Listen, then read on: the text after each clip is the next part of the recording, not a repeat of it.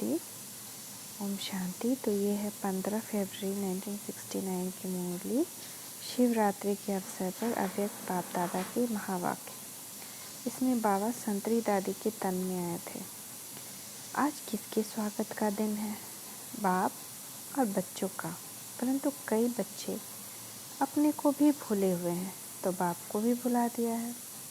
जब हम ये ही भूल गए आत्मा कौन है, तो हम कैसे जानें कि मेरे पिता परमात्मा कौन है? आज के दिन वह स्वागत है जिसे पहले होती थी। कितनी तारे आती थी तो भूला ना। बाप जब हैं ही तो फिर भुलाना कहाँ तक। यह है निश्चय, यह है पढ़ाई। तो अभी भी जो बच्चे आते हैं बाप को पहचानते फिर भूल जाते हैं, फिर से माया के ये में चले जाते हैं। तो निश्चय ही नहीं है कि ये पढ़ाई है, ये मेरा पिता है, हम आत्मा। ये निश्चय हो जाए ना तो ये बुद्धि से जाए नहीं। जब पढ़ाई कायम है तो वह कार्य भी जैसा का वैसा चलता रहेगा। वह निश्चय नहीं तो कार्य में भी जरा बच्चे अपने मर्तबे को समझते हैं कि मैं किसका बच्चा हूँ। बाप सदा है तो बच्चा भी सदा है, परंतु देह अभिमान अपने स्वधर्म को भुला देता है। भूलने से कार्य कैसे चलेगा, आगे कैसे बढ़ेंगे? तो आप बोल रहे हैं कि भूलने से कैसे काम चलेगा, कैसे हम आगे बढ़ेंगे और सिद्धियाँ रिद्धि कैसे प्राप्त करेंगे? जबकि बाप ने अपना परिचय दिया हुआ है, बच्चों को भी अपना परिचय मिला हुआ है। कितना समय से इसी लक्ष्य को पक्का कराने के लिए मेहनत की गई है। उस मेहनत का फल कहाँ तक? सिर्फ याद कराने के लिए यह कह रहा हूँ, मुरली तो चलानी नहीं है, सिर्फ बच्चों से मिलने आया हूँ। मुरली चलाने नहीं आया बाबा, सिर्फ बच्चों से मिलने आया हूँ। बच्ची ने कहा बहुत याद कर रहे हैं, आप चलेंगे तो रिफ़्रेश करेंगे। रिफ़्रेश तो हो ही अगर निश्चय है, तो निश्चय नहीं है तो कोई रिफ़्रेश नहीं हो सकता। निश्चय है तो हर समय रिफ़्रेश है, हर समय बाप की याद है, एक जोश है, एक उमंग है, एक जज्बा है। फिर भी बच्चों से मिलने के लिए आना पड़ा, थोड़े समय के लिए सम्मान की स्मृति दिलाने के लिए आए हैं। बच्चे सदैव अपने आप को सौभाग्यशाली समझें, तो अपने आप को कभी भी नहीं समझना मेरा किस्मत कैसा है। हम कितने सौभाग्यशाली हैं, भगवान ने हमें चुना, हम भगवान को पहचान लिए। ऐसा किसका किस्मत है? सदा सौभाग्यशाली उनको कहा जाता है जिनका बाप, टीचर और सद्गुरु से पूरा कनेक्शन, पूरी लगन है। कन्या की सगाई के बाद क्या होता है? पति के साथ लगन लग जाती है, तब उनको कहते हैं सदा सुहागिन। परंतु वह कहाँ तक सुहागिन है? अंदर में क्या भरा पड़ा है? कन्या 100 ब्राह्मणों से उत्तम गिनी जाती है। सगाई करने के बाद अशुद्ध बनने के कारण आंतरिक अभागिन है, ये किसको भी पता नहीं। बाप ही बतलाते हैं सदा सुहागन कौन है। सदा के लिए जिसका परमात्मा से पूरा लगन रहता है वही सदा सुहागन है। यह तो अभी पढ़ाई का समय है। बाप अपना कर्तव्य कर रहे हैं, डायरेक्शन देते पढ़ाते हैं। जब तक पढ़ाना है पढ़ाते रहेंगे। विनाश सामने खड़ा है, उनका कनेक्शन बाप के साथ है। ऐसे मत समझो बाप की जुदाई है, जुदाई भी नहीं, विदाई भी नहीं। जब तक विनाश नहीं तब तक बाप साथ है। वतन में बाप गया है कोई कार्य के लिए, समय अनुसार वह सब कुछ होता रहेगा। इसमें न कोई विदाई है न जुदाई है। जुदाई लगती है, तुमने विदाई दी थी, अगर विदाई दी होगी तो जुदाई भी होगी, विदाई नहीं दी होगी तो जुदाई भी नहीं होगी। यह ड्रामा के अंदर पार्ट चलता रहता है। बाप का खेल चल रहा है, खेल खेल चलता रहेगा। आगे तो बहुत ही खेल देखने हैं। इतनी हिम्मत है, बाबा कह रहे आगे बहुत खेल होंगे, विनाश के खेल, बहुत सारे ड्रामा के खेल। जब हिम्मत रखेंगे तो बहुत देखेंगे। भी जब वो खेल हमारे अपने संबंधों में शुरू होगा, जिसमें हम फंसे हुए मोह के जाल में, तब हम क्या होंगे? हिम्मत हार जाते हैं ना। तो हिम्मत रखना है, आत्मिक स्वरूप में रहना है, इस सब को एक ड्रामा समझ के चलना है। आगे बहुत कुछ देखना है, परंतु कदम को संभाल संभाल कर चलना है। अगर संभाल कर नहीं चलेंगे तो कहाँ खड्डा भी आ जाएगा, एक्सीडेंट भी हो पड़ेंगे। बच्चों से मिलने के लिए थोड़े समय के लिए आया हूँ। बहुत कार्य करना है, वतन से बहुत कुछ करना पड़ता है। बच्चों की भी दिल पूरी करनी पड़ती है तो भक्तों की भी दिल पूरी करनी पड़ती है। सभी कार्य काम पर ही होते हैं।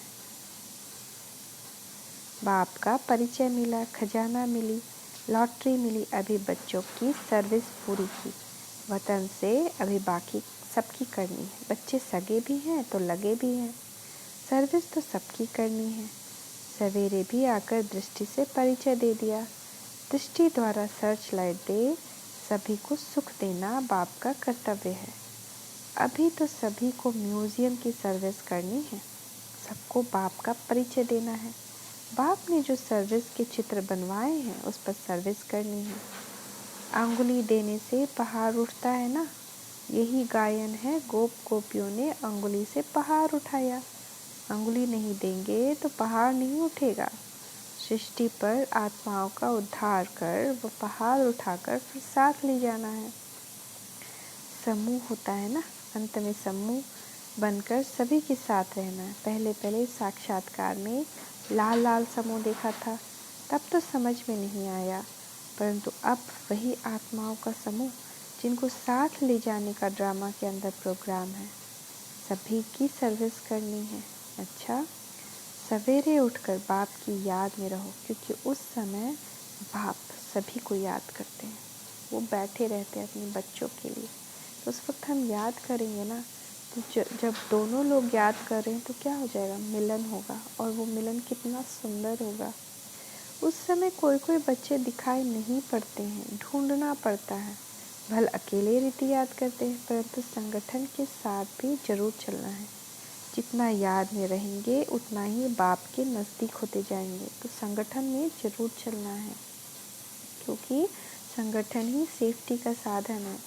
जब लास्ट में सारे सब जगह उथल पुथल होगी, तब संगठन की शक्ति ही काम आएगी। तो आप सभी किसी न किसी लोकल में जो संगठन से ज़रूर जुड़िए और उतना ही बाप के नज़दीक आएंगे। बाप को भुलाने से मूंझते हैं। जब हम बाप को भूल जाते हैं तो कोई परिस्थिति आती है, उसमें हम मूंझ जाते हैं।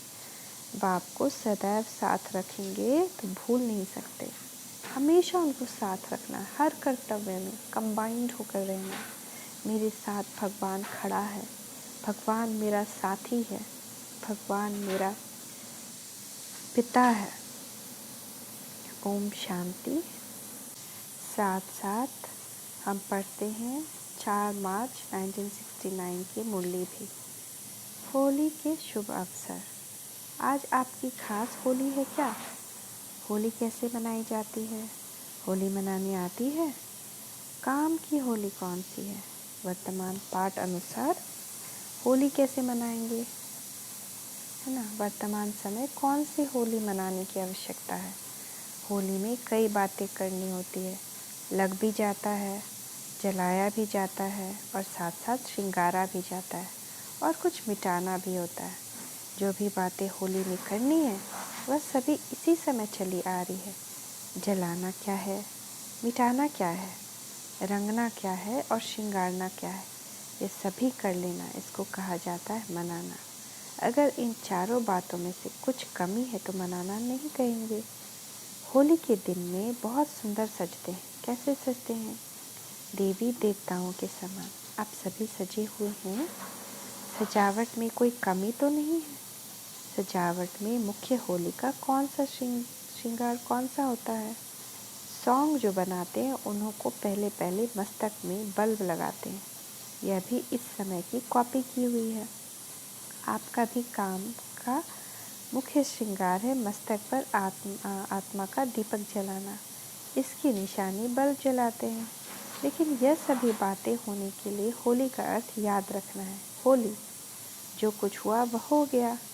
हो लिया, जो सीन हुई होली, अर्थात बीत चुकी। वर्तमान समय जो पॉइंट ध्यान में रखनी है वह यह होली की अर्थात ड्रामा की ढाल की। जब ऐसे मजबूत रहे होंगे तब वह रंग भी पक्का लग सकेगा। अगर होली का अर्थ जीवन में नहीं लाएंगे तो रंग कच्चा हो जाता है। पक्का रंग खाने के लिए हर वक्त सोचो होली, जो बीता हो ही गया। ऐसे होली मना रहे हो? वह कभी कभी ड्रामा की सीन देखकर कुछ मंथन चलता है। ज्ञान का मंथन दूसरी बात है, लेकिन ड्रामा की सीन पर मंथन करना, ये क्यों, ये क्या, ये कैसे, ऐसे नहीं होना चाहिए, वो ऐसे क्यों, वो ऐसे क्यों, ये सब नहीं होना चाहिए। ये ड्रामा है, फिक्स्ड है। 5000 वर्ष पहले भी हुआ था, फिर हो रहा है। वह किस चीज़ का मंथन किया जाता है? दही को जब मंथन किया जाता है तब मक्खन निकलता है। अगर पानी को मंथन करेंगे तो क्या निकलेगा? कुछ भी नहीं। रिजल्ट में यही होगा, एक तो थकावट, दूसरा टाइम वेस्ट। इसलिए यह हुआ पानी का मंथन। ऐसा मंथन करने के बजाय ज्ञान का मंथन करना है। साकार रूप में लास्ट दिनों की सर्विस में मुख्य युक्ति कौन सी बताई थी? घेराव डालना, डबल घेराव डालना। एक तो वाणी द्वारा सर्विस का, दूसरा अव्यक्त आकर्षण का। यह ऐसा घेराव डालना है जो खुद न उससे निकल सके न दूसरे निकल सके। घेराव डालने का ढंग अभी तक प्रैक्टिकल में दिखाया नहीं है। म्यूजियम बनाना तो सहज है। म्यूजियम बनाना यह कोई घेराव डालना नहीं है, लेकिन अपने अव्यक्त आकर्षणों से उन्हों को घायल करना, यह है घेराव डालना। वह अभी चल रहा है। अभी सर्विस का समय ज़्यादा नहीं मिलेगा। समस्याएं ऐसी खड़ी हो जाएंगी जो आपकी सर्विस में भी बाधा पड़ने की संभावना होगी। इसलिए जो समय मिल रहा है उसमें जिसको जितनी सर्विस करनी है वह अधिक से अधिक कर ले, नहीं तो सर्विस का समय भी होली हो जाएगा, यानी बीत जाएगा। इसलिए अब अपने आप ही ज़्यादा से ज़्यादा सर्विस के बंधन में बांधना चाहिए। इस एक बंधन से अनेक बंधन मिट जाते हैं। अपने को खुद ईश्वरीय सेवा में लगाना चाहिए, औरों के कहने से नहीं। औरों के कहने से क्या होगा? आधा फल मिलेगा, क्योंकि जिसने कहा अथवा प्रेरणा दी उनकी भाईवारी हो गई। दुकान में अगर दो भाईवार यानी साझीदार हो तो बंटवारा हो जाता है ना। एक है तो वह मालिक हो रहता है। इसलिए अगर किसके कहने से करते हैं तो उस कार्य में भाईवारी हो जाती है और स्वयं ही मालिक बन करते हैं तो सारी मिल्कियत के अधिकारी बन जाते हैं। इसलिए हर एक को मालिक बनकर करना है, लेकिन मालिक बने के साथ साथ बालक बना भी पूरा होना चाहिए। कहाँ कहाँ मालिक बनकर खड़े हो जाते हैं, कहाँ फिर बालक होकर छोड़ देते हैं। तो न छोड़ना है न पकड़ना है। पकड़ना अर्थात जिद से नहीं पकड़ना है। कोई चीज़ को अगर बहुत ज़ोर से पकड़ा जाता है तो उस चीज़ का रूप बदल जाता है ना। फूल को ज़ोर से पकड़ो तो क्या होगा? पकड़ना तो है, लेकिन कहाँ तक, कैसे पकड़ना है यह भी समझना है। या तो पकड़ते अटक जाते हो, वह छोड़ते हैं तो छूट जाते हैं। दोनों ही समान रहे, यह पुरुषार्थ करना है। जो मालिक और बालक दोनों रीति से चलने वाला होगा उसकी मुख्य परख यह होगी, एक तो निर्माणता होगी, उसके साथ साथ निरहंकारी निर्माण और साथ साथ प्रेम स्वरूप। निरहंकारी, निर्माण और साथ साथ प्रेम स्वरूप, ये चारों ही बातें उनके हर चलन में देखने को आएगी। तो निर्माणता होगी, निरंकारी होंगे और प्रेम स्वरूप। अगर चारों में से कोई भी कम है तो कुछ स्टेज की कमी है। अगर अच्छा, वतन में आज होली कैसे खेली मालूम है? सिर्फ बच्चों के साथ ही थे। आप भी होली मना रहे हो ना। वहाँ संदेशी आई तो एक खेल किया। कौन सा खेल किया होगा? आप ले चलो तो देखें। बुद्धि का विमान तो है ना। बुद्धि का विमान तो दिव्य दृष्टि से भी अच्छा है। यहाँ तो वह हो ही नहीं सकता, वह चीज़ ही नहीं। आज सुहेजों का दिन है ना। तो जब संदेशिया वतन में आई तो साकार को छिपा दिया। एक बहुत सुंदर फूलों की पहाड़ी बना दी। उनके अंदर साकार को छिपाया हुआ था। दूर से दिखने में तो पहाड़ ही नजर आती थी। तो जब संदेशी आई तो साकार को देखा नहीं, बहुत ढूंढा, दिखने में नहीं आया। फिर अचानक ही जैसे छिपने का खेल खेलते हैं ना, ऐसा खेल खेला। फूलों के बीच साकार बैठा हुआ नजर आया। वह सीन बड़ी अच्छी थी। अव्यक्त बाप दादा हर एक को अमृत का भोग दे रहे थे। और एक एक से मुलाकात भी कर रहे थे। खास म्यूज़ियम वालों को डायरेक्शन दे रहे थे। व्यक्ति आकर्षण से म्यूज़ियम ऐसा बनाओ जो कोई भी अंदर आए देखे तो एकदम आकर्षित हो जाए। अच्छा, ओम शांति, ओम शांति, ओम शांति।